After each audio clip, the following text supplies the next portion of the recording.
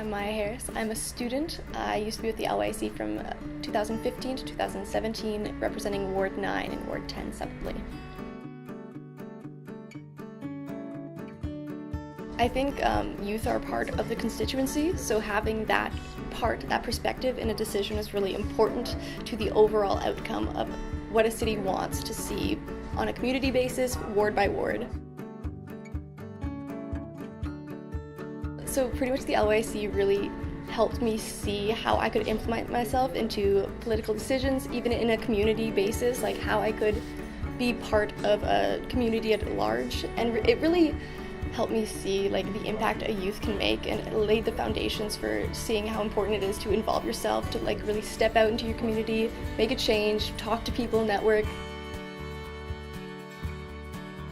I found out through my school, so there was this really cryptic announcement that came on, and I went to find out more information. And I decided to join after actually coming to one of their little open houses. I spoke to a volunteer that was working with the LYAC at the time, and she kind of told me how they go about things, how they think about youth advocacy, and how they see the community as something that the youth can be a part of. And I never heard that perspective before, and I just wanted to be involved.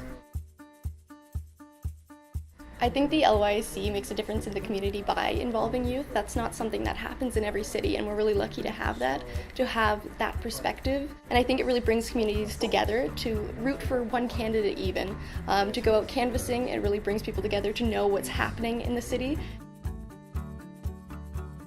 I think just knowing the impact you can make, it really lays the foundation for growing as a person even. Just getting out there, getting into your community, that's so important. It's so important for the community to have the LYAC as well, because it's a push and pull. We see both perspectives. It pushes youth out of their bubbles, and the community kind of pulls them in, and it's a really good exchange. One of my projects was focusing on the Springbank Dam and getting community opinions about it.